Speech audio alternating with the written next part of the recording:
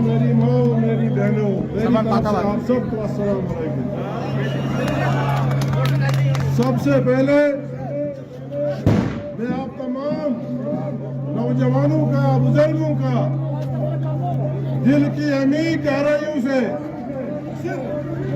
शुक्रिया अदा करना चाहता हूँ, जो आप सिंधन छात्रों पूरा यहाँ बनरपुर से लेकर यहाँ तक जो आपने मेरा इस्तकबाल किया, इसका मैं जितना भी शुक्रिया अदा करूँगा उतना कम है।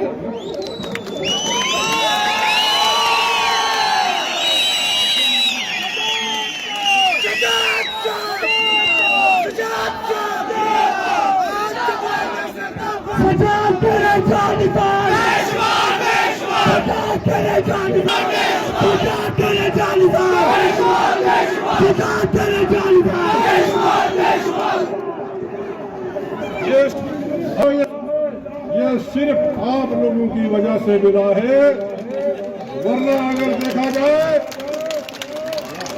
2024 के असेंबली इलेक्शन में किस तरह हमको हराया गया, मगर मेरे रब को, मेरे अल्लाह को कुछ और मंजूर हो।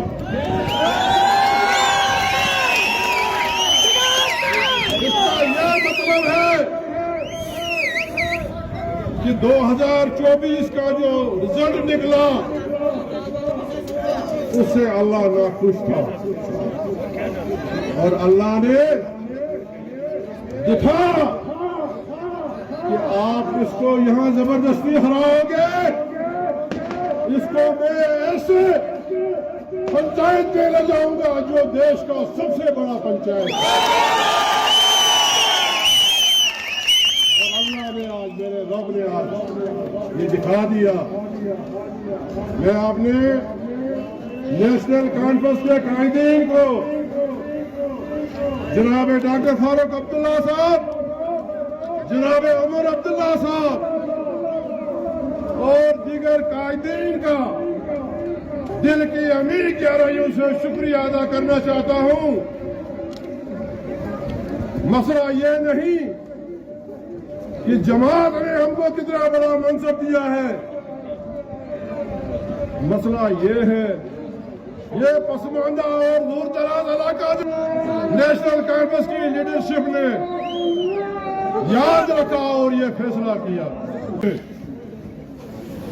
मैंने तो यूं बड़े इलेक्शन देखे, पार्लियामेंट के इलेक्शन, असेंबली के इलेक्शन, राज्यसभा के इलेक्शन। 2015 में भी मुझको कैंडिडेट बनाया था राज्यसभा के लिए, मगर उस वक्त बदकिस्मती से नाकामी हुई। मगर आज का ये जो राज्यसभा का इलेक्शन, इसमें मैंने पूरे जम्मू कश्मीर की सूरत हाल अजीब देखी। जब ये रिजल्ट आए, जब लोगों को पता चला कि भाई हमने जीत हासिल की है,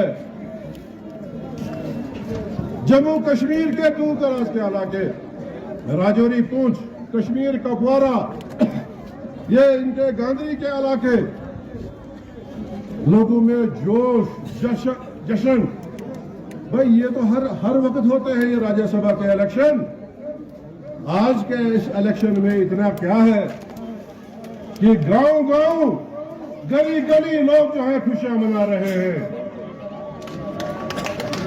मैं आपको ये बताना चाहता हूं कि पिछले 11 बरस में जो बीजेपी ने चुनी हुई सरकारें, चाहे वो महाराष्ट्र की सरकार थी, चाहे वो दूसरे राजस्थान की सरकार थी, चाहे मध्य प्रदेश की सरकार थी, लोगों की चुनी हुई सरकारें जो है किस तरह से गिरा दी, बल के जोर से, पैसे के जोर से।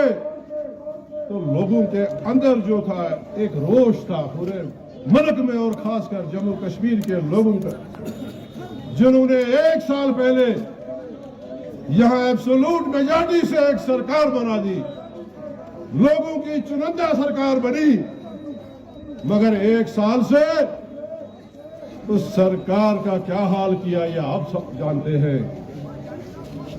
कितने वादे किए। पहले तो हम आज भी इस चीज का कंडम करते हैं, मजम्मत करते हैं, जो हमारा खुसूसी स्टेटस 2019 में छीना गया, जो रियासत हमारी थी जम्मू और कश्मीर की, उससे रियासत का दर्जा छीन के यूटी में डाउनग्रेड किया। अरे ये कौन सा कानून है? किस कानून के तहत एक मुल्क की सबसे पुरानी रियासत को आपने खत्म करके उसको यूटी में तब्दील किया? क्या हासिल हुआ? आज जो सरकार यहां चल रही है, देवल सिस्टम, एक कदम भी नहीं चलने देते हैं। आप देखिए यहां आम गरीबों की क्या हालत है, किस जोश और जज्बे के साथ उन्होंने सरकार बनाई थी। आज देखिए जो हमारा बेरोजगार, जो आज से 10 साल पहले जिसको किसी ना किसी तरीके से कोई ऐसी स्कीमें हमने बनाई थी, चाहे वो रहबर तालीम, रहबर जंगलात, रहबर सेहत, और मकसद और मुद्दा ये था कि इस बेरोजगार नौजवान को रोजगार मिलना चाहिए।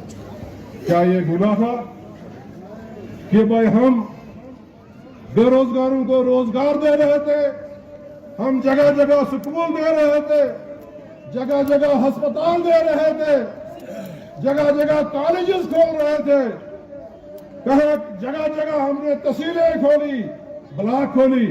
क्या ये लोगों के खिलाफ डिसीजन थे?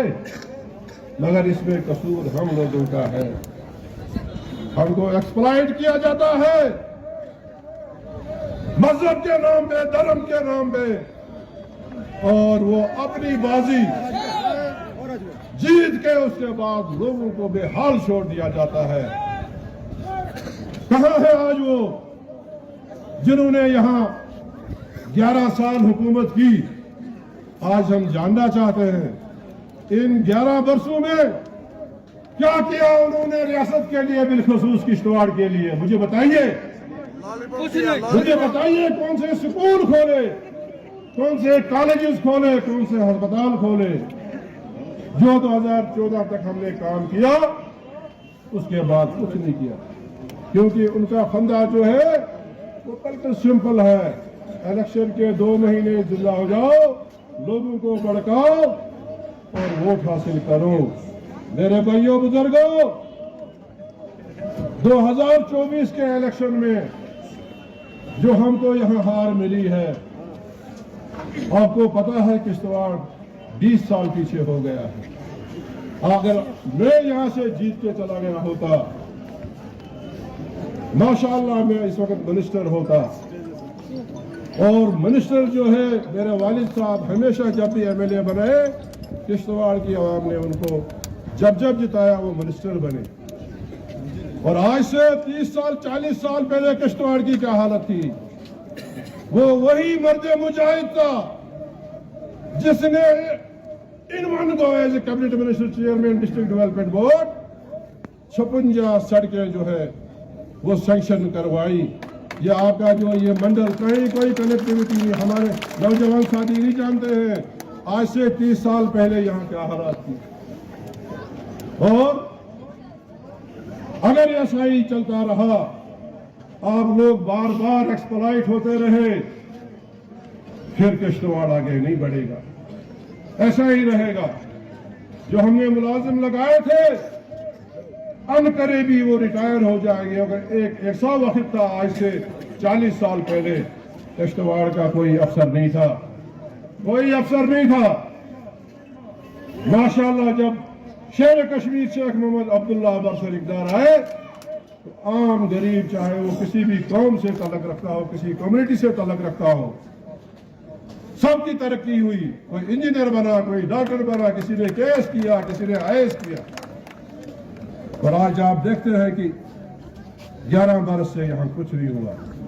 मैं आज के दिन आपसे यही अपील करना चाहता हूं, जब भी यहां कोई त्योहार होता है चाहे वो ईद हो, दिवाली हो, कोई फंक्शन हो, पूरा जम्मू कश्मीर जो है मुतवज्जा हो जाता है किश्तवाड़ की तरफ कि किश्तवाड़ में हालात ठीक है। वहां तो नहीं कुछ हुआ। ये पिछले 11 साल से मेरे कान फट गए हैं लोगों को जवाब देते देते कि मेरे भाइयों, किश्तवाड़ में 1947 में जब पूरा मुल्क चल रहा था, जब पूरी रियासत चल रही थी, उस वक्त भी यहाँ हिंदू भाइयों ने, हमारे बुजुर्गों ने, मुसलमान बुजुर्गों ने यहाँ अमन कायम रखा और आपस में भाई भाई बनकर रहे। और वही सूरत हाल इस वक्त भी है। मेरे भाइयों बुजुर्गों, पिछले इलेक्शन में 2024 के इलेक्शन में 70,000 वोट हमने लिए। 70,000। अगर हम इंडिपेंडेंट कैंडिडेट जो प्यारे लाल जी थे, वो भी नेशनल कॉन्फ्रेंस का एक हिस्सा थे, उनके भी 15,000 डाले, तो 70,000 से ज्यादा वोट हमने लिए हैं। क्या आपने कभी ये असेसमेंट की कि इस 70,000 वोटों में हिंदू भाइयों और बहनों का कितना वोट है? नहीं। वो मुझे पता है। वो मुझे पता है कि पाडर जो 95% हिंदू डोमिनेटेड है, अगर वहां से 4,000 वोट आए, 3600 वोट आए, 4,000 के करीब वोट आए, तो किसने दिए? किसने दिए? आपके हिडियार, कुलीन, वसर, जलना से जो 200-250 वोट आए, किसने दिए? इसमें कम अज कम 70,000 वोटों में से 25,000 वोट जो है वो हमारे हिंदू भाइयों का, हमारी हिंदू माओ और बहनों का है। मगर जो यहाँ सिलसिला चल रहा है, कोई जबान नहीं खोल सकता। जो जबान खोलेगा, जो ये कहेगा कि मैंने नेशनल कॉन्फ्रेंस को वोट किया है, ऐसा दबाव डाला जाता है, उसको खतरा रहता है कि कहीं मेरी जबान न काट दी। किश्तवाड़ का भाईचारा आपको कहीं नहीं मिलेगा। और मैं वाहिद एक ऐसा शख्स हूं, मैं यहां सियासत इलेक्शन के लिए नहीं करता हूं। मैंने अपने वालिद के साथ काम किया है। मैंने यहां किश्तवाड़ में देखा है कैसे यहां भाईचारा कायम व दायम था। मगर जब से ये बीजेपी वजूद में आई, इन्होंने सिर्फ हमको मिलिटेंट भी कहा, हमको एंटी नेशनल भी कहा, मगर वो हमारे दिल को, हमारे जमीर को पता है। और ये हदीस भी है कि जिस मिट्टी ने आपको पैदा किया है, उसके साथ बेवफाई कभी नहीं करनी।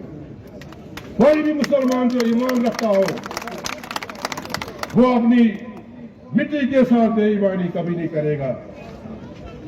ये मिट्टी किसी के घर की है, ये पूरे हिंदुस्तान के, चाहे वो किसी भी भाषा, कोई भी भाषा बोलता हो, किसी भी धर्म का हो, ये मिट्टी जो है, ये सरजमीन जो है, ये हम सब की है। लिहाजा यहाँ अमन रखना, यहाँ भाईचारा रखना, ये हमारा फर्ज बनता है। मैंने 2008 से लेकर आज तक जो ये कम्युनल ताकतें हैं, मैंने कोई घुटने नहीं टेके हैं। मैं एक अल्लाह से डरता हूं, एक अल्लाह से। रिज़्क़ और मौत, अगर मुझे इस पे ईमान है कि मेरी मौत कब आएगी, मुझे कब तक जिंदा रहना है, तो मेरे अंदर कोई डर महसूस नहीं होगा। आज बीजेपी पता नहीं, जब तक मेरी जान में जान है, मैं कम्युनल ताकतों के खिलाफ लड़ता रहूंगा।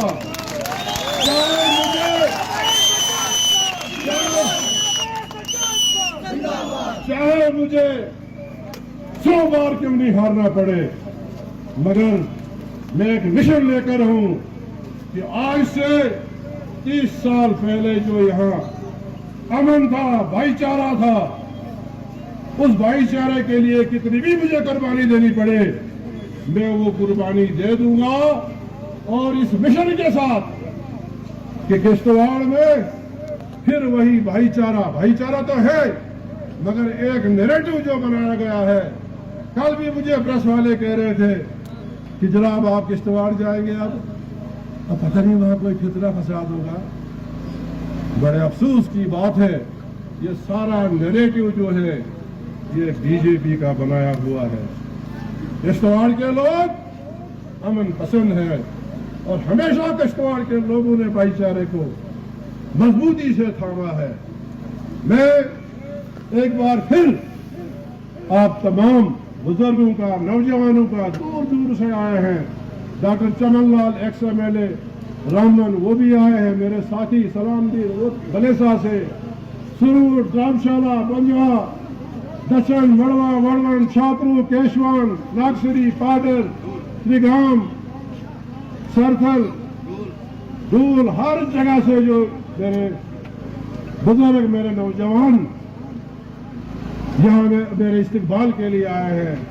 मैं हमेशा के लिए आपका ये जो पुरजोश इस्तकबाल है, मैं अपने दिल में इसको रखूंगा।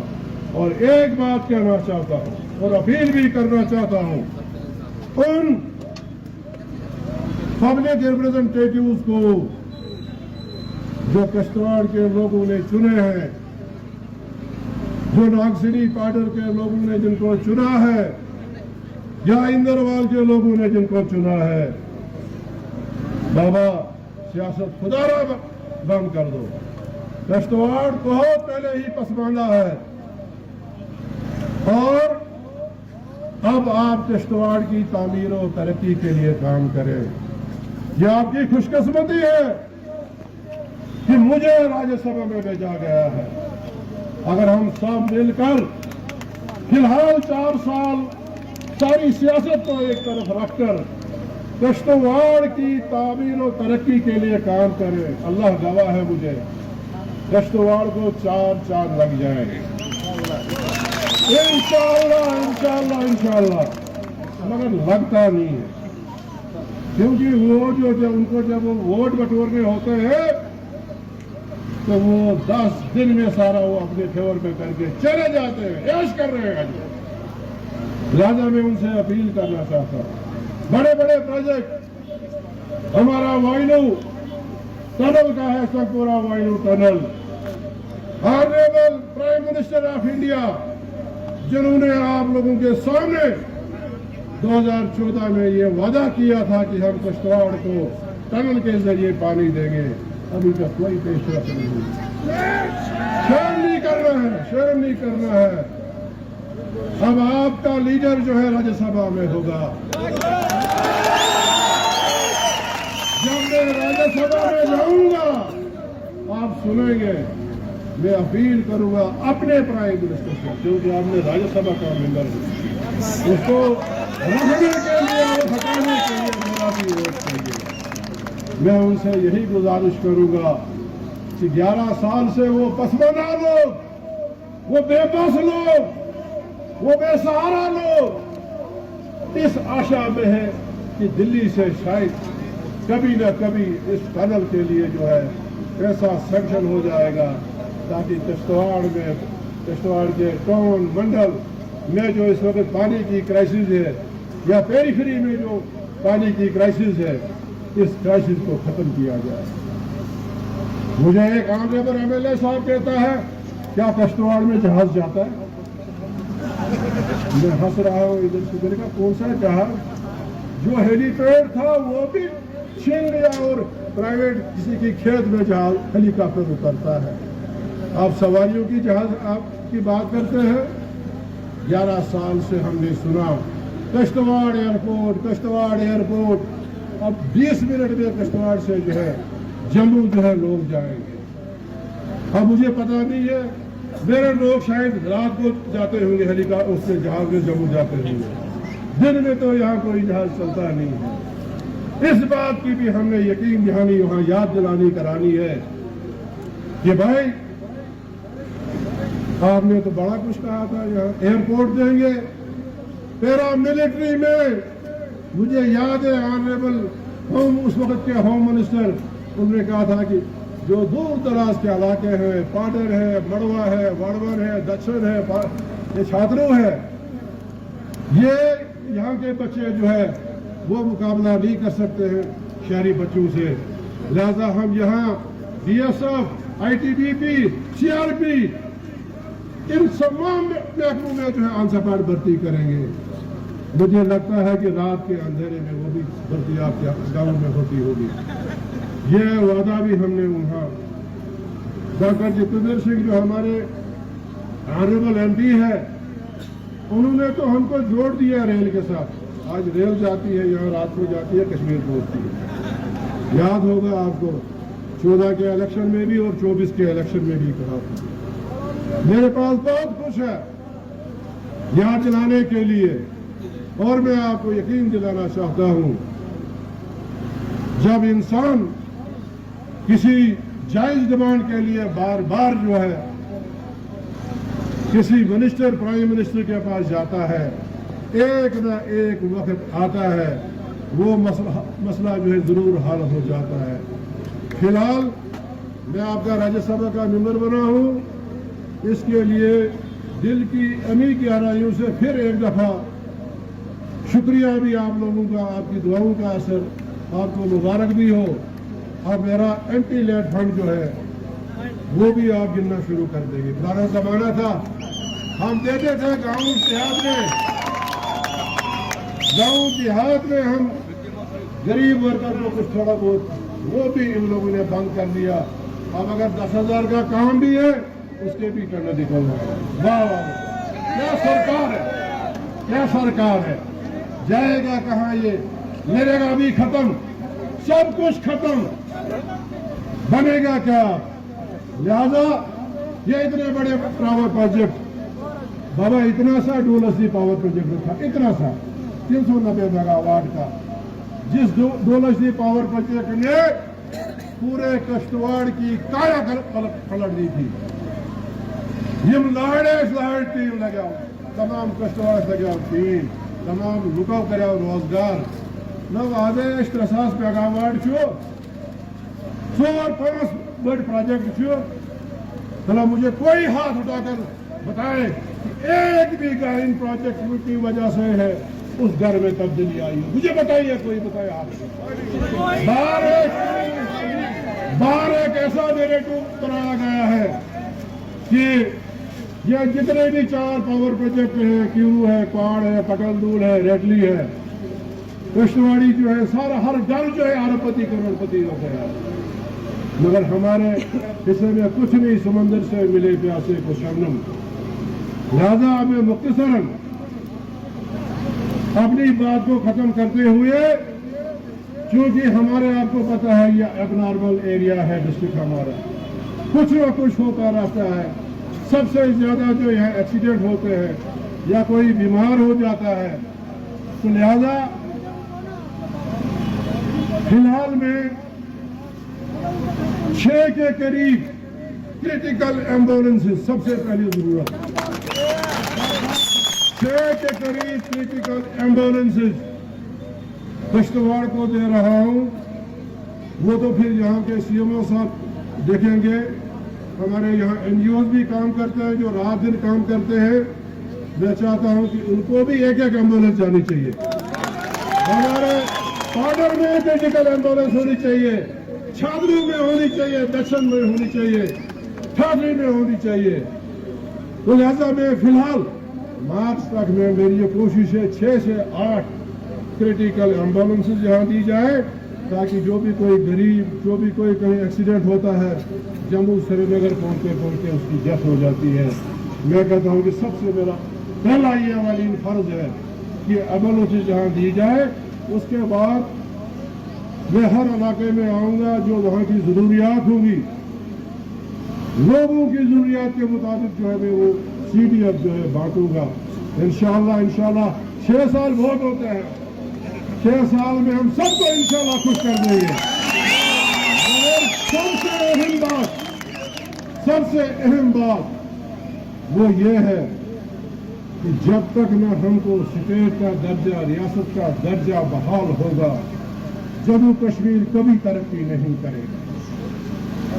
यहाँ की बेरोजगारी, उसके लिए हम कोई सद्भाव नहीं उठा सकते हैं जब तक ना यहाँ जो है स्टेट बहाल होगी। आज देखिए यहाँ रास्तों की हालत देखिए, स्कूलों की हालत देखिए, अस्पतालों की हालत देखिए। ये इसी वजह से है कि हमारे फंड जो है वो कम कर दिए गए हैं।